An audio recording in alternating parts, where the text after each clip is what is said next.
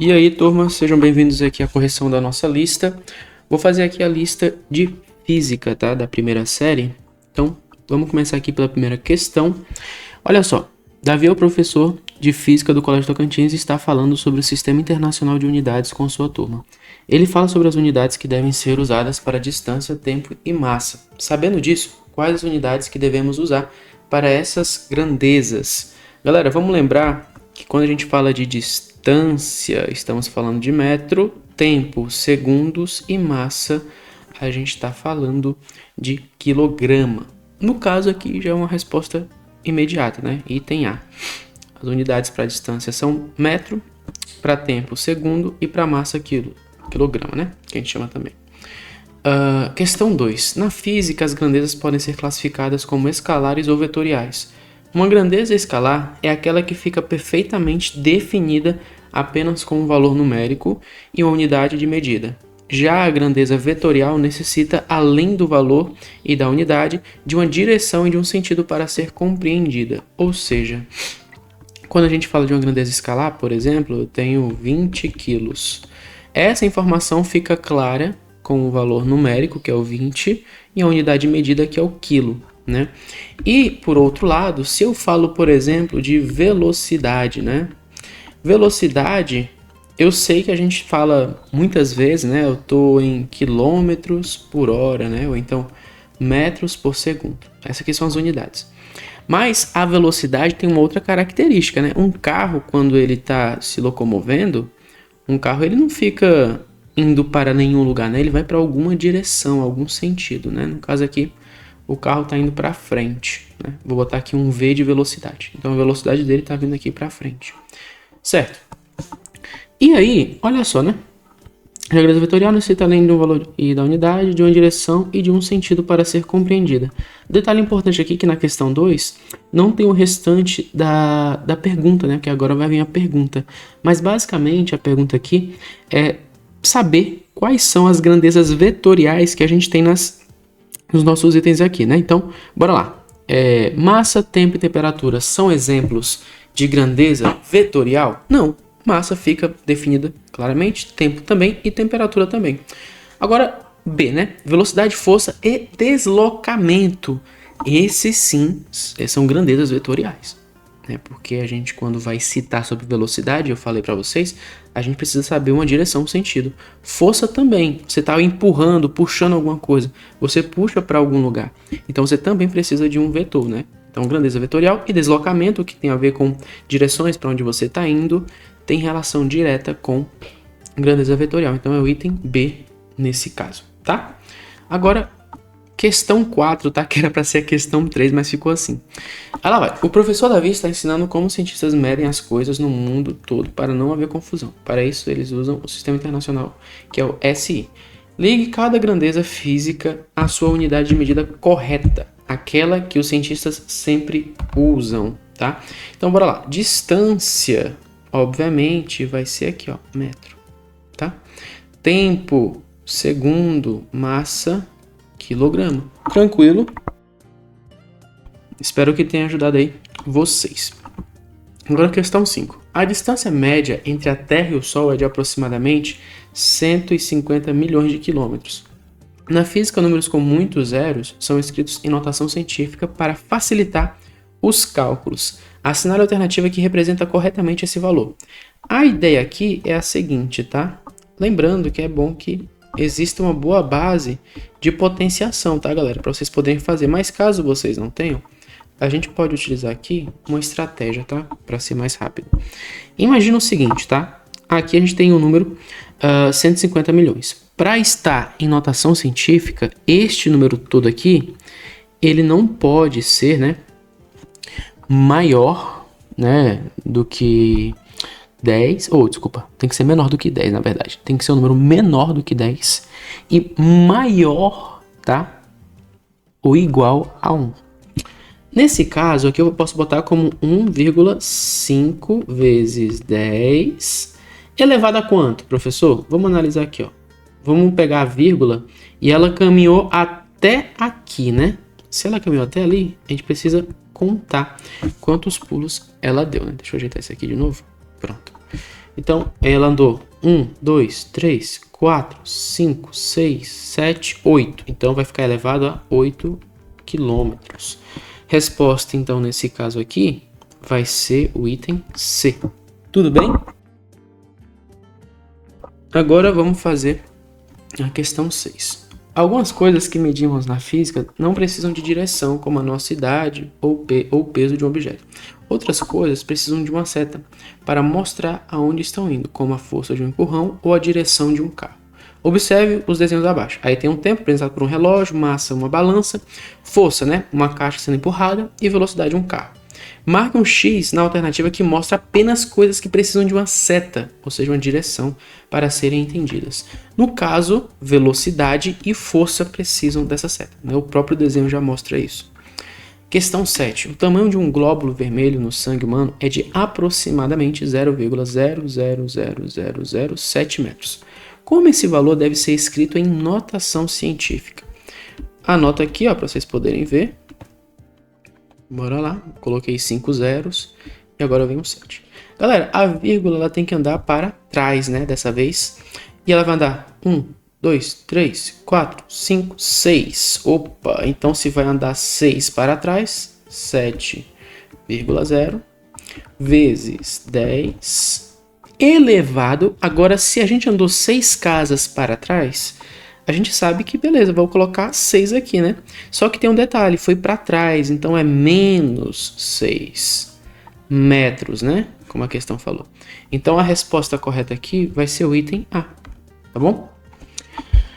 Agora vamos para a questão 8, né? Vamos falar aqui sobre soma. Um estudante de física precisa somar duas massas medidas em um experimento, né? Essas duas massas estão, né, com medição em o que mesmo? Notação científica. Massa M1, 2,4 vezes 10 elevado a 3 gramas e M2, 1,3 vezes 10 elevado a 3 gramas. Qual o resultado correto dessa soma mantendo a notação científica? Aqui é o seguinte, M1 mais M2 vai ser igual a 2,4 vezes 10 elevado a 3, né? Mais 1,3 vezes 10 elevado a 3. A ideia aqui é a seguinte, as potências aqui de base 10, elas têm o mesmo expoente? Sim, professor. Então você não precisa trabalhar por enquanto com elas. Pega só aqui, ó, o 2,4 e soma por 1,3. Se você fizer isso, você vai ter como resposta 3,7, né? Agora, o que é que eu faço com esse 10 aqui? A gente soma eles? Não. Você só bota multiplicado e repete o 10. Acabou. Tá aí a resposta, né? Em gramas também. Agora, só ver aqui qual é a resposta que bate, é o item C. Maravilha, acabou. Agora vamos ver aqui, ó, questão 9, tá? Um passageiro está sentado em um ônibus que viaja a uma velocidade constante de 80 km por hora, em uma estrada reta. Em relação ao motorista, o passageiro está em repouso. No entanto, em relação ao observador parado no acostamento, o passageiro está em movimento. Com base nos conceitos de cinemática, assinale a alternativa correta. Na cinemática, gente, tem um conceito que a gente chama de referencial, tá? Referencial, né? O que seria referencial? Vamos lá, de novo. Você está dentro de um ônibus, você está sentado no ônibus, ou então está sentado no carro e tudo mais, está no banco. Para você está parado. Assim, você tem noção que o carro em si, ele está se movimentando, né? Mas, pensando de certa forma, você está sentado no carro, no banco, tranquilo, parado, sem nenhum problema. Agora, uma pessoa que te vê do lado de fora, ela não vai dizer que você está parado. Vai dizer que você está em movimento por causa do ônibus. Eu sei que... mas é só isso, então... É só isso. Referencial é apenas isso, tá? Então, bora lá. Com base nos conceitos de cinemática, assinale a alternativa correta. Vamos ver. Item A. O movimento é absoluto e não depende de quem o observa. Olha, essa aqui já está errada, né? O movimento, ele é absoluto e ele não depende, sendo que a gente acabou de citar aqui nessa questão aqui, que uma pessoa que está vendo outra, né, dentro de um ônibus, essa pessoa vê o outro em movimento. Agora, a pessoa que está dentro do ônibus, para ela está no banco, sentado de boa, sem nenhum problema. Então, o movimento ele não é absoluto. B. O passageiro está em repouso absoluto, pois não sai do seu banco. Essa aqui talvez vocês queiram marcar, né? C. O estado de repouso ou movimento depende do referencial adotado. Opa, essa C aqui tá melhor. D. A estrada é o único referencial válido para descrever o movimento. Não ficou boa. E. Como o ônibus está em velocidade constante, ninguém dentro dele está em movimento. Será? Porque dependendo do referencial, essas pessoas elas podem sim estar em movimento para quem está do lado de fora. Então você poderia ficar entre a B, né? O passageiro está em repouso absoluto, pois não sai do seu banco. Ou então você pode pensar, o estado de repouso ou movimento depende do referencial adotado, tá? Então, no caso aqui da questão 9, a gente com certeza vai marcar o item C, né? Então, novamente, a questão não é, mas o passageiro está parado, ou então a pessoa, na verdade, é que está certa porque ela está vendo o movimento. Não é para você nem ir por um lado nem por outro. É para você falar que tudo depende do referencial. Tudo é referencial. Se você está do lado de fora do ônibus, o ônibus está em movimento. Se você está dentro do ônibus, você está o quê? Exatamente. Você está parado para você dentro do ônibus, né? Dentro do ônibus você está parado, você não está fazendo nada demais e tudo mais. Então, basicamente é isso, tá? Que vocês precisam lembrar, tá bom? Certo, então agora que a gente fez aqui a questão 9, agora a gente vai para a questão 10, tá? Questão 10 aqui é o seguinte, um atleta corre em uma pista circular de 400 metros de comprimento. Ele parte do ponto inicial, dá exatamente uma volta completa e para no mesmo local de partida. Sobre essa situação, é correto afirmar que... Essa aqui também é interessante, tá? É teórica. Então, você tem uma pessoa que ela está numa pista circular, ela vai dar uma volta, tá? Ela vai dar uma volta completa. Ele parte do ponto inicial, vamos supor que é bem aqui, tá? Aí correu. E chegou no mesmo ponto depois, né? Vou até pintar aqui de vermelho. Pronto, chegou no mesmo ponto de novo. Então, ele fez uma volta ali completa, né? Então, lá vai. Sobre essa situação, é correto afirmar que... Vamos ver aqui as opções. A distância percorrida e o deslocamento escalar são ambos de 400 metros? Segura um pouco, calma lá. B. A distância percorrida é de 400 metros e o deslocamento escalar é 0? C. A distância percorrida é 0 e o deslocamento escalar é de 400 metros? D. Tanto a distância quanto o deslocamento são nulos? E. O deslocamento é maior que a distância percorrida? Aqui, o que a gente vai fazer, né, para poder responder a pergunta? De cara, já vou dizer para vocês que a resposta é o item B. Olha só, a distância percorrida é de 400 metros. Verdade. A pessoa realmente, ela percorreu, né? Ela andou, como aqui falou. Um atleta corre uma pista circular de 400 metros. Então, a distância percorrida é de fato 400 metros. Agora, olha só. E o deslocamento escalar é 0. Aí você fala assim, mas calma aí. Como é que pode o deslocamento escalar ser 0? E aí, gente? Você fala assim, rapaz, eu não faço a menor ideia, não. Ó, o que é o deslocamento escalar? Né? A gente, quando está falando de deslocamento escalar, a gente está falando da variação de espaço, né? Ou então chamado de delta S, que é S final menos S inicial. Tudo bem? Então, como o nosso corredor, né, ele deu uma volta completa e ele parou exatamente, né, como a questão deixa claro aqui, ó, ele chegou no mesmo local da onde ele começou a corrida, né, o movimento dele, a gente vai dizer então que a posição final é igual à posição inicial. Você fala, entendi. Porque, de novo, vou ler mais uma vez só para vocês entenderem, tá? Toda vez que alguém fala, ele parte do ponto inicial, dá exatamente uma volta completa e para no mesmo local de partida, toda vez que a questão ela deixar claro isso, né, que você saiu de um ponto e voltou para o mesmo ponto, o deslocamento escalar vai ser 0, tá? Porque não houve mudança de posição. Você só faz o deslocamento quando há mudança de posição. E o que é mudar de posição, professor? É quando a pessoa faz essa corrida, né, ela roda aqui ao redor da pista, mas ela não para exatamente no lugar onde ela começou, ela para em outro lugar mais distante. Como o nosso corredor ele parou no mesmo lugar, então deslocamento escalar é 0, tudo bem? Por fim, vai ter a questão, tem mais, né, ainda. Questão 11 agora. Analise as características abaixo e identifique qual delas descreve exclusivamente um movimento retilíneo uniformemente variado, né? Movimento retilíneo uniformemente variado, galera, é movimento que tem aceleração, tá? Olha só, a velocidade escalar permanece constante ao longo do tempo. Gente, tudo que tem aceleração não tem velocidade escalar constante, né? Não tem, vai variar a velocidade. Ela vai aumentar com o passar do tempo. O móvel percorre distâncias iguais a intervalos de tempo iguais. Também não tem a ver com isso.